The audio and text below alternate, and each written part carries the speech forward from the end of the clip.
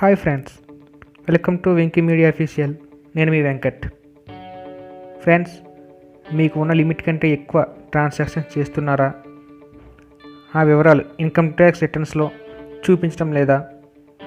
అయితే మీకు income tax department నుంచి తప్పకుండా నోటీసులు వస్తాయి. మరి ఎటువంటి ట్రాన్సాక్షన్స్కి ఆ నోటీసులు అందుతాయి? తాజాగా అందిన సమాచారం ప్రకారం అధిక మొత్తంలో ట్రాన్సాక్షన్స్పై ఇన్కమ్ ట్యాక్స్ డిపార్ట్మెంట్ అధికారులు నిఘా ఉంచుతున్నారు.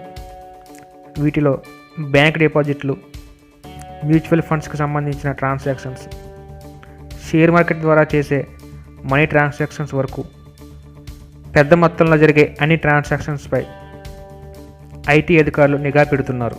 ఇన్కమ్ ట్యాక్స్ నిబంధనలకు మించిన ట్రాన్సాక్షన్స్ జరిగినట్లు రుజువైతే నోటీసులు కూడా జారీ చేస్తారు.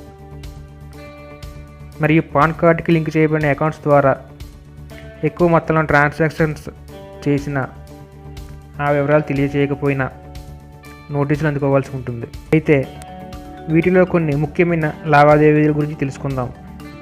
ముందుగా సేవింగ్ బ్యాంక్ అకౌంట్ మరియు కరెంట్ అకౌంట్ డిపాజిట్స్.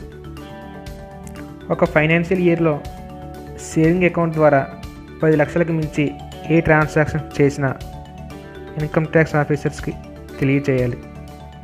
అదేవిధంగా కరెంట్ అకౌంట్లో నగదు పరిమితి అనేది 50 లక్షలకు మించి ఉండకూడదు.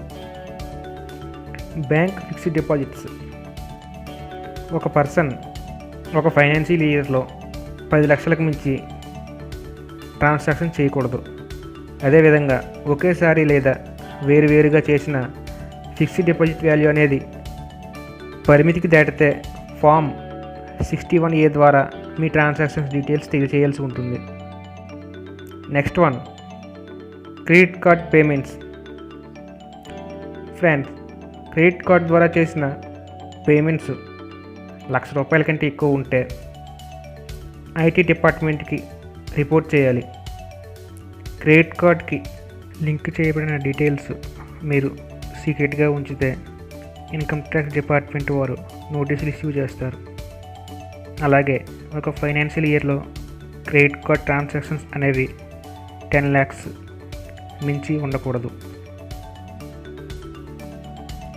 స్థిరాస్తులకు సంబంధించి చేసే అమ్మకాలు, కొనుగోళ్ళు యొక్క విలువ 30 లక్షలు దాటితే ఆ డీటెయిల్స్ని మీరు ప్రాపర్టీ రిజిస్ట్రార్ మరియు సబ్ రిజిస్ట్రార్ మరియు ఇన్కమ్ ట్యాక్స్ ఆఫీసర్స్కి తప్పకుండా తెలియజేయాలి. షేర్ మార్కెట్లో పెట్టిన పెట్టుబడులు, అదేవిధంగా బాండ్స్, మ్యూచువల్ ఫండ్స్లో పెట్టిన పెట్టుబడి విలువ అనేది 10 లక్షలకు మించి ఉండకూడదు.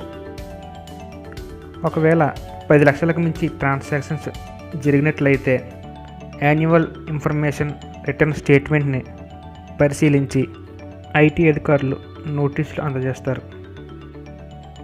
ఫామ్ 26ASలోని పార్ట్ 2E ద్వారా మీ ట్రాన్సాక్షన్స్ అన్నీ రికార్డు అయి ఉంటాయి. ఫారెన్ కరెన్సీకి సంబంధించిన ట్రాన్సాక్షన్స్ కూడా ఒక ఫైనాన్షియల్ ఇయర్లో 10 లక్షలకు మించి జరగకూడదు. వీటిని కూడా ఇన్కమ్ ట్యాక్స్ ఆఫీసర్స్ పర్యవేక్షిస్తూ ఉంటారు. ఓకే ఫ్రెండ్స్, ఈ వీడియో మీకు నచ్చినట్లయితే ఒక లైక్ చేయండి, మన ఛానల్ని సబ్స్క్రైబ్ చేయండి.